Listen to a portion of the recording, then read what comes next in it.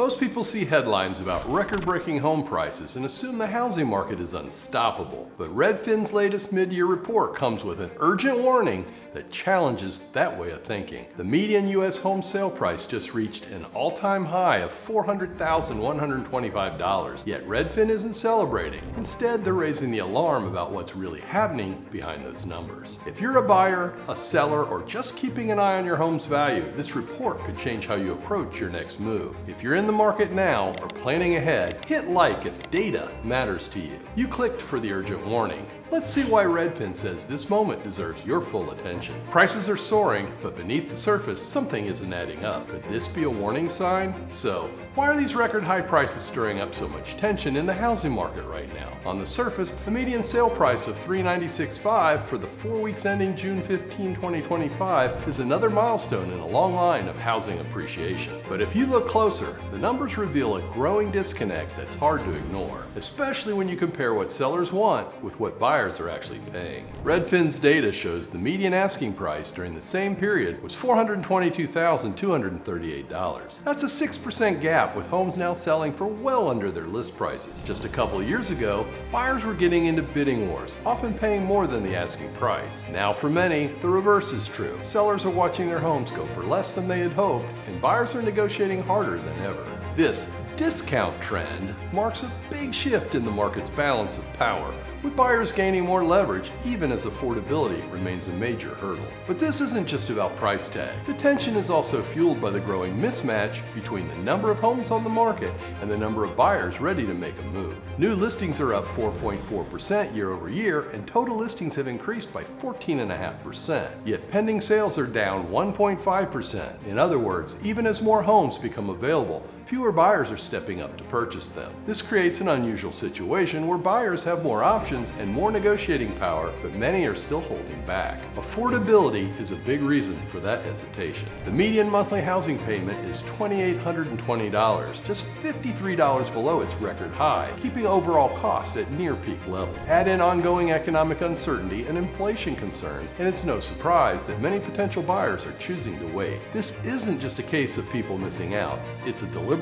pause as they weigh whether buying now makes sense in the long run. The result is a market where both sides are cautious and deals are harder to close. Unlike the past few years, we are advising sellers that pricing strategy is no longer optional, it's essential. Homes that are overpriced, even slightly, are likely to sit on the market or invite lowball buyers to negotiate. Sellers are also being advised to ensure their homes are in top condition and ready for inspection, as buyers are more demanding than they've been in the past 4 years. The days of simply listing a home and waiting for multiple offers are over. Sellers now have to work harder to attract serious buyers. Still, even with buyers gaining some leverage, the outlook remains uncertain. Redfin predicts a nationwide decline in home sale prices by year-end, signaling that today's record highs may not last. If prices do fall, buyers who jump in now could feel the pinch later. However, waiting for a drop is also risky. Timing the market is never easy, especially with so many variables in play. All these factors combine to create a housing market marked by tension and uncertainty. Sellers are adjusting their expectations,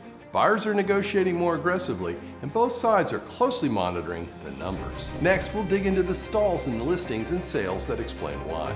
In May, nearly 15% of home purchase agreements were canceled, resulting in about 59,000 deals being called off, marking the highest May cancellation rate since 2017. This spike in canceled contracts is just one indication of the significant uncertainty currently gripping both buyers and sellers. New listings fell 1% year over year, the first drop in nearly 6 months, while pending sales sank 3.2%, the steepest slide in 4 months. The result is a standoff. Buyers aren't rushing in, and sellers are pulling back, creating a market where movement has slowed on both sides. Specific markets, such as Tampa, San Antonio, and Orlando, saw double-digit listing declines, underscoring widespread seller caution. Homeowners in these areas, and others like them, are thinking twice before putting their properties on the market, often out of concern that they won't get the price they want or that their homes will sit unsold. On the buyer side, affordability remains a major barrier. Mortgage rates have come down slightly, recently dipping dipping to 6.67% before bouncing back above 6.8%. Their lowest since early April, but they're still high by recent standards. Home prices haven't fallen enough to offset the impact of these rates,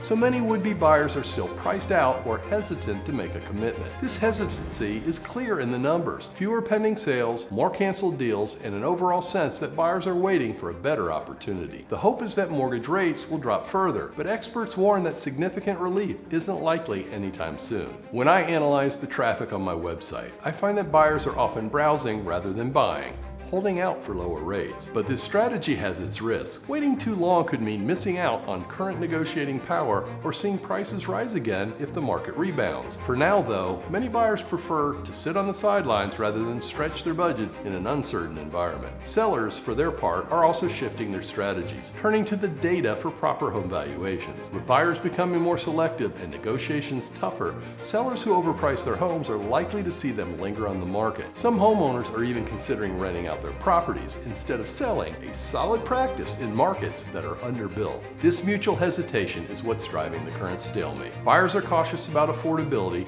and future price trends, while sellers are wary of listing in a market that no longer guarantees quick, high offers. The result is fewer homes listed, fewer buyers ready to commit, and a higher rate of canceled contracts, a dynamic that's putting the brakes on the housing market's momentum. With both sides holding back, the pace of home price growth is also starting to slow. Despite record high prices, the market's cool down is becoming more pronounced. So, what's behind this shift, and how is it reflected in the latest price data? Home prices grew just 0.7% year over year in May, the slowest since June 2023. This slow pace stands out against the backdrop of recent years when bidding wars and double-digit annual increases were the norm. Now, the market's momentum is clearly shifting. Still, 29% of homes sold above list price, which is the lowest for May in 5 years, but still means that nearly 1 in 3 sellers are getting more than they asked for their homes. The other 2/3 of sellers are starting to feel the squeeze as fewer buyers are willing or able to pay premium prices. High housing costs, persistent inflation,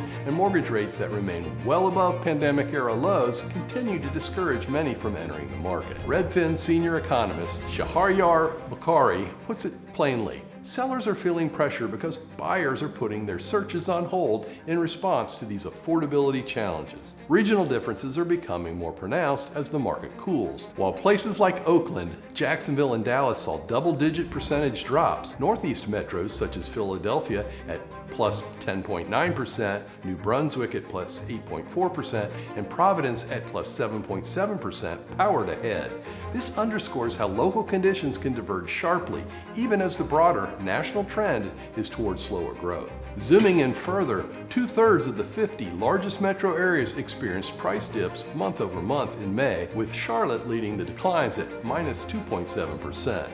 Even major cities like San Francisco and Seattle experienced monthly drops, while a handful of markets, including Nassau County, San Diego, and Fort Lauderdale, reported modest gains. The result is a patchwork market, with some regions cooling quickly and others holding steady or even climbing. Even with rates dipping slightly, high payments still discourage many buyers. The median monthly payment remains historically elevated, keeping affordability out of reach for a large share of would-be homeowners. This is leading to fewer offers, longer times on the market, and more negotiating room for buyers who do decide to move forward. Sellers, meanwhile, are adjusting expectations. For buyers, this slower growth and the pressure on sellers can open up opportunities. More negotiating power and less competition mean it's possible to secure better terms or a lower price than would have been possible just a year ago. The key is to pay close attention to local trends and stay realistic about what your budget can handle. This cooling doesn't signal an imminent crash, but it does reflect a meaningful shift in the balance of power and the pace of the market.